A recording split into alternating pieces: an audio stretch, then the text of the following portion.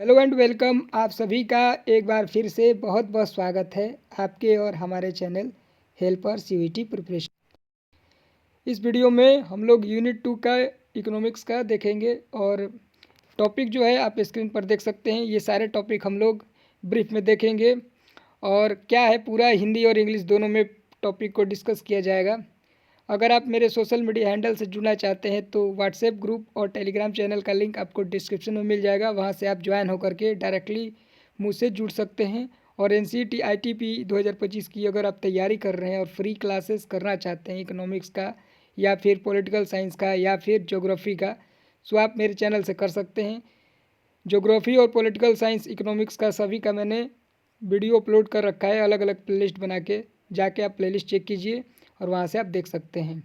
तो चलिए, micro economics के बाद हम लोग सेकंड यूनिट देखते हैं, जो कि इकोनॉमिक्स में काफ़ी इंपॉर्टेंट सेकंड यूनिट है। और इसमें क्या क्या कौन कौन से टॉपिक से आपसे क्वेश्चन पूछे जाएंगे, तो आप ये सारे टॉपिक देख सकते हैं जो कि हाईलाइटेड हैं। इन सारे टॉपिक हम लोग आगे एक एक करके डिस्कस करेंगे। ओके, सबसे पहला है उपभोक्ता संतुलन।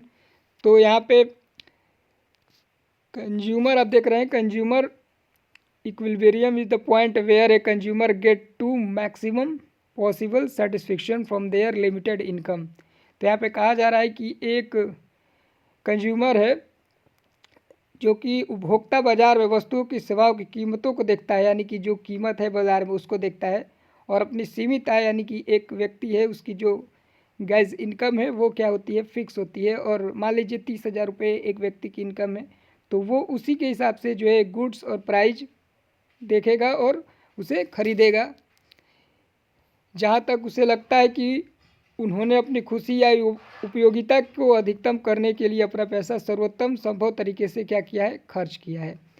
हैप्पीनेस को और यूटिलिटी को चेक करते हुए एक जो कंज्यूमर है वो खर्च करता है। इसके बाद है आपका यूटिलिटी अप्रोच। यूटिलिटी अप्रोच में हो गया यहाँ पे कि utility is the satisfaction a consumer drives from consuming a goods और services. The utility approach to consumer equilibrium assume that consumer make decision based on maximizing this utility। तो उपभोक्ता को किसी वस्तु या सेवा का उपयोग करने से मिलती है। उपभोक्ता संतुलन के लिए उपयोगिता दृष्टिकोण यह मानता है कि उपभोक्ता इस उपयोगिता को अधिकतम करने के आधार पर निर्णय लेते हैं। कोई दिक्कत नहीं होनी चाहिए। यहाँ तक हिंदी और इंग्लिश दोनों में ये लेक्चर मिलेंगे। दिक्कत इसमें आपको ये हो सकती है कि थोड़ी क्लास जो है बोरिंग लग सकती है, क्योंकि ये टॉपिक थोड़ा अलग टाइप का है और आपको अपना जो है अटेंशन है इस वीडियो में अंत तक रखना होगा, तभी आप पूरे टॉपिक को अच्छे से समझ सकते हैं। क्योंकि थोड़ा टॉपिक जो है वो मुझे भी बोरिंग लगा और ये थोड़ा हार्ड भी है, तो समझने के लिए आपको ज़्यादा टाइम देना होगा और ज़्यादा आपको अटेंशन भी यहाँ पर देनी होगी। सो वीडियो में आप अटेंशन के साथ लास्ट तक बने रहिएगा। ओके, हम लोग देखते हैं वन कमोडिटी केस के बारे में। तो a consumer buying only one good will reach, जो है वो कंज्यूमर जो है खरीदने वाला उपभोक्ता जो होता है वो उस वस्तु की उच्च कीमत की जो सीमा होती है उसके आधार पे पहुंचता है। यहाँ पे इंग्लिश और हिंदी दोनों में लिखा हुआ है, आप आराम से पढ़ सकते हैं इसको। This means the extra satisfaction from the last unit consume is equal to what they paid for it. यहाँ पर लिखा है कि इसका मतलब है कि उपयोग की गई अंतिम इकाई से अतिरिक्त संतुष्टि उसके लिए भुगतान की गई राशि के बराबर है। यानी कि जो आप देख सकते हैं MU लिखा है और P लिखा हुआ है, तो MU बराबर जो होगा P। ये भी आपसे एग्जाम में डायरेक्टली क्वेश्चन MCQ फॉर्मेट में पूछे जा सकते हैं। इसके बाद है टू कमोडिटी केस में। तो यहाँ पर लिखा है कि when a consumer is deciding between two goods, यहाँ पे गुड्स दिया है कि X और Y के बीच निर्णय ले रहा होता है, तो संतुलन तब प्राप्त होता है जब दोनों वस्तुओं के लिए क्या है, marginal utility to price the same for both goods.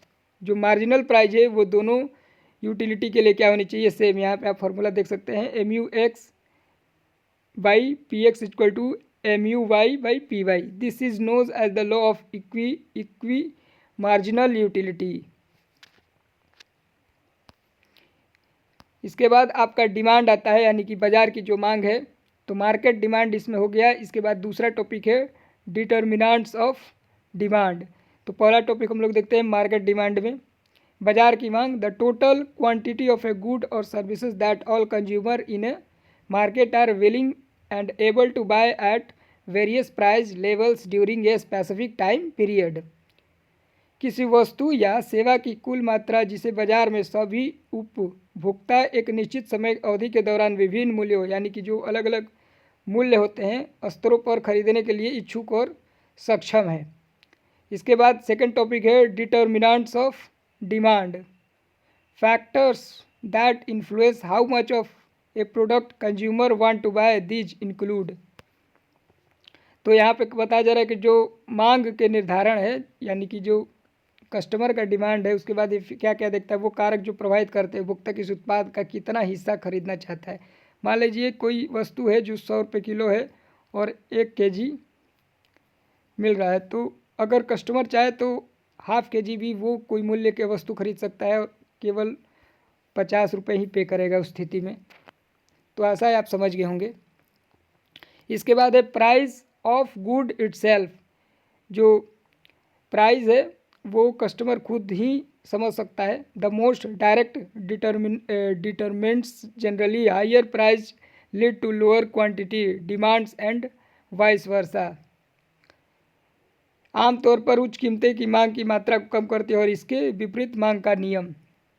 Consumer income, consumer income में आता है आपका higher income usually increase demand for most goods, normal goods and some inferior goods, demand में decrease price of related goods.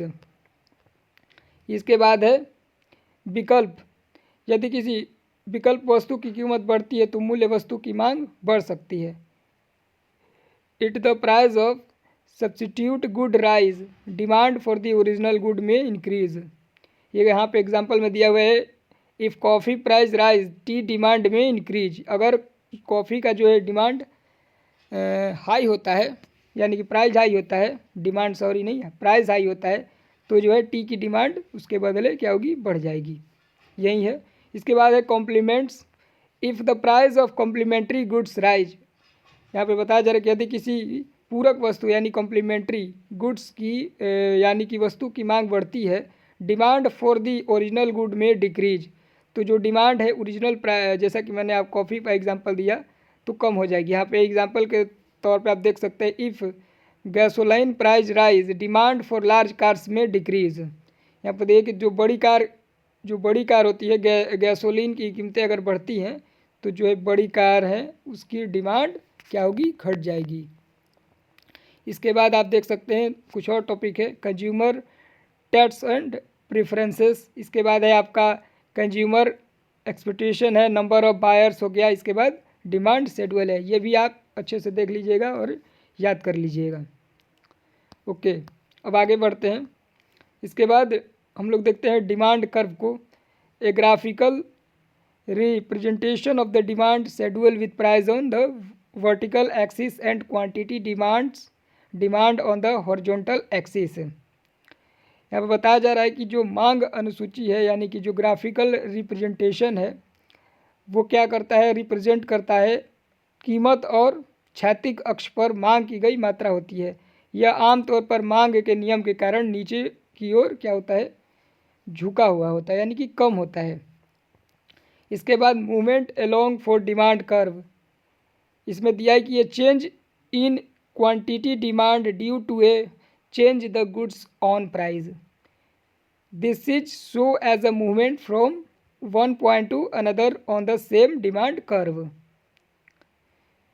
वस्तु की अपनी कीमत में परिवर्तन के कारण मांग की मात्रा में परिवर्तन इसे एक ही मांग वक्र पर एक बिंदु के दूसरे बिंदु पर गति के रूप में क्या है, दिखाया जाता है। इसके बाद है shift in the demand curve, a change in demand due to a change in any यहाँ पे आगे है कि demand other than the good on price. This is so as the entire demand curve shifting to the left, decrease in demand और right, increase in demand. इसके बाद total expenditure पे है, यहाँ पर रेवेन्यू मेथड के जरिए यहाँ पे 3 टॉपिक दिया गया है। पहला टॉपिक है if price and total expenditure move in opposite direction demand is elastic.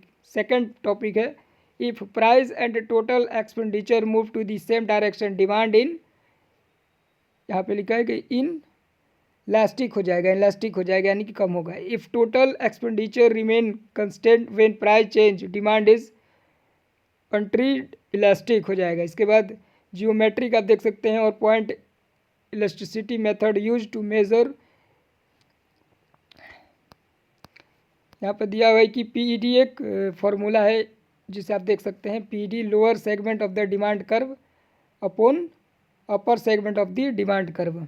इसे आप अच्छे से याद कर लीजिएगा, इससे रिलेटेड एग्जाम में क्वेश्चन आपसे पूछे जा सकते हैं, हिंदी में भी आप देख सकते हैं। इसके बाद है आपका ये जो आप सामने फॉर्मूला देख रहे हैं, पीईडी इज इक्वल टू मांग वक्र का निचला भाग बटा मांग वक्र का ऊपरी खंड, और इंग्लिश में ऊपर दिया हुआ है। तो ये काफ़ी अच्छे से याद कर लीजिएगा, ये एग्ज़ाम में आपसे पूछे जा सकते हैं। इसके बाद है कुछ एमसीक्यू जो कि मैं नेक्स्ट वीडियो में कवर कराऊंगा। इस वीडियो में बस इतना ही। आगे मैं इकोनॉमिक्स का और भी कुछ क्लासेस अपलोड करूंगा यूनिट वाइज यूनिट। पूरी जो सीरीज़ है उसे देखने के लिए आप चैनल को सब्सक्राइब कर लीजिए। आशा है कि इस वीडियो में जो मैंने क्लास लिया है आप सभी के लिए वो काफ़ी हेल्पफुल रही होगी और आप लोगों ने काफ़ी इसे एंजॉय किया होगा। अगर इस वीडियो से रिलेटेड आपको कोई प्रॉब्लम है या आप मुझे कोई सुझाव देना चाहते हैं तो आप निश्चित तौर पे कमेंट कर सकते हैं या डायरेक्टली मुझे सोशल मीडिया पे मैसेज करके बता सकते हैं इस वीडियो के बारे में। किसी भी प्रकार का सजेशन या किसी भी प्रकार का इस वीडियो से रिलेटेड दिक्कत है या कुछ पूछना चाहते हैं या किसी भी प्रकार का गाइडेंस चाहिए तो आप निश्चित तौर पे कमेंट बॉक्स में कमेंट कर सकते हैं, या फिर आप मेरे सोशल मीडिया हैंडल जैसे कि टेलीग्राम चैनल से जुड़ सकते हैं, वहाँ से भी मुझसे कुछ भी प्रश्न पूछ सकते हैं, और व्हाट्सएप जो ग्रुप है वहाँ से भी जुड़ सकते हैं। उसका दोनों का जो लिंक है व्हाट्सएप ग्रुप और टेलीग्राम चैनल का वो आपको डिस्क्रिप्शन में मिल जाएगा, वहाँ से आप डायरेक्टली मुझसे जुड़ के कुछ भी सवाल कर सकते हैं। चलिए इस वीडियो में बस इतना ही। Thank you for watching this video. Have a nice day. Thank you.